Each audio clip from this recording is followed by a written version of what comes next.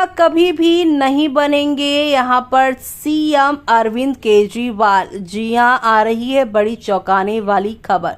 तो अगले साल चुनाव जीतकर भी मुख्यमंत्री नहीं बनेंगे अरविंद केजरीवाल।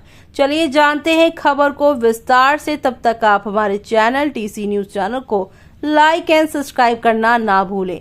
शराब घोटाले से जुड़े केस में फंसे दिल्ली के मुख्यमंत्री अरविंद केजरीवाल जब जमानत पर बाहर आए तो माना जा रहा था कि वो अपने गृह राज्य हरियाणा के चुनाव में फोकस करेंगे, लेकिन जेल में रहते हुए भी पद नहीं छोड़ने वाले अरविंद केजरीवाल ने बाहर आने के 2 दिन के भीतर ही मुख्यमंत्री पद से अपने इस्तीफे देने का ऐलान कर सबको चौंका दिया है। फिलहाल दिल्ली के नए सीएम के नाम पर आम आदमी पार्टी में यहां पर माथापच्ची चल रही है, लेकिन अब केजरीवाल ने इस्तीफे के ऐलान के वक्त कहा है कि वो नया जनादेश मिलने एक सीएम पर कुर्सी पर नहीं बैठेंगे। लेकिन राजनीतिक जानकारों का मानना है कि अगले साल की शुरुआत में चुनाव में जीत मिलने के बाद भी अगर केजरीवाल सीएम पद से दूर ही रहे तो कोई हैरानी वाली बात नहीं होगी। गौरतलब है कि साल 2013 में यहाँ पर 49 दिन की सरकार के बाद करीब 1 साल का समय घटा दे तो दिल्ली की सत्ता पर लगातार आम आदमी पार्टी काबिज रही और सीएम अरविंद केजरीवाल ही रहे। केजरीवाल के इस्तीफे वाले दावों को एंटी इनकम्प्लेसी फैक्टर को जीरो करने की रणनीति से जोड़कर देखा जा रहा है। दिल्ली में हुए काम का क्रेडिट तो आम आदमी पार्टी और केजरीवाल को मिलेगा, लेकिन बतौर सीएम अब नया दिल्ली में चेहरा क्या होगा? चुनाव से पहले सीएम बदलने का दाव बीजेपी कई राज्यों में चल चुकी है और कई जगह उनका फायदा भी मिला है। हालांकि राजनीति के जानकार केजरीवाल के इस यहाँ इस्तीफे के पीछे उनका नेशनल ड्रीम भी देख रहे हैं। उनके मुताबिक ये इस्तीफा साल 2025 के दिल्ली नहीं बल्कि 2019 के आम चुनावों को ध्यान में रखकर दिया गया हो। ये भी हो सकता है कि हाल ही में हुए लोकसभा चुनाव में केजरीवाल के सपोर्टर उन्हें पीएम कैंडिडेट बताते रहे हैं।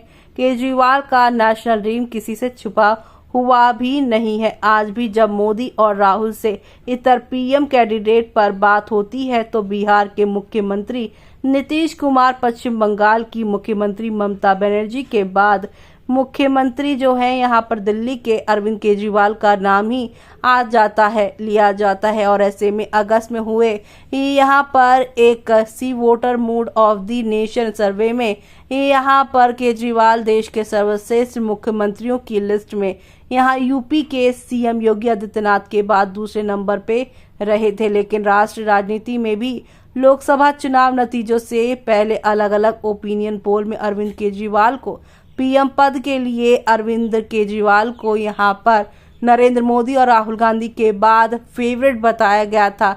CSDS लोक नीति के सर्वे में केजरीवाल को पीएम मोदी और राहुल गांधी के बाद सबसे ज्यादा 11% लोगों ने नेशनल लेवल का चैलेंजर बताया था। गारंटी से लेकर महिलाओं को लेकर डायरेक्ट कैश बेनिफिट और फ्री बिजली तक केजरीवाल के कई यहाँ पर प्रयोजन बीजेपी और कांग्रेस जैसी पार्टियों के चुनाव अभियान की धुरी बन चुके हैं। यही वजह है कि केजरीवाल के इस इस्तीफे को राजनीतिक जानकार आपदा में यहाँ पर अफसर की तरह उनके नेशनल ड्रीम से जोड़ रहे हैं। केजरीवाल भले ही दिल्ली के मुख्यमंत्री हो, लेकिन दिल्ली के सीएम की धमक उतनी नहीं होती जितनी यूपी, बिहार, मध्य प्रदेश या किसी दूसरे बड़े राज्य के मुख्यमंत्री की होती है।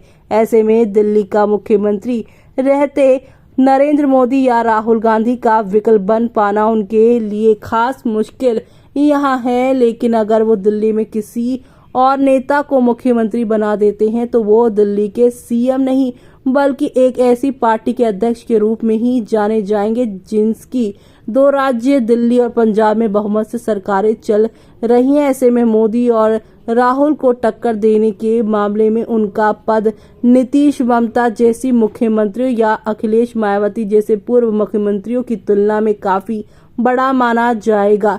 बीजेपी कांग्रेस जैसी राष्ट्रीय दलों को छोड़ दे तो दिल्ली या किसी भी दूसरे राज्य के मुख्यमंत्री की यहाँ पे स्वीकार्यता अन्य राज्यों में ज्यादा नहीं होती है। केजरीवाल दिल्ली के सीएम पद को छोड़कर देश का नेता बनने के अपने मिशन पर आगे बढ़ सकते हैं। उनके लिए आम आदमी पार्टी के अध्यक्ष के रूप में दूसरे राज्यों के वोटरों से कनेक्ट करना तुलनात्मक रूप से ज्यादा आसान हो जाएगा। वो अपने नेशनल ड्रीम के लिए ज्यादा समय देकर देश भर में घूम सकते हैं और कैंपेन कर सकते हैं। उन पर दिल्ली में रहने और यहाँ की जनता की समस्या सुलझाने की बाध्यता नहीं रहेगी। विपक्षी बीजेपी या कांग्रेस उन्हें इसके लिए घेर नहीं सकेगी जैसे कि वो अभी करती रही है। विपक्षी इंडिया ब्लॉक में भी अरविंद केजरीवाल की ताकत बढ़ेगी।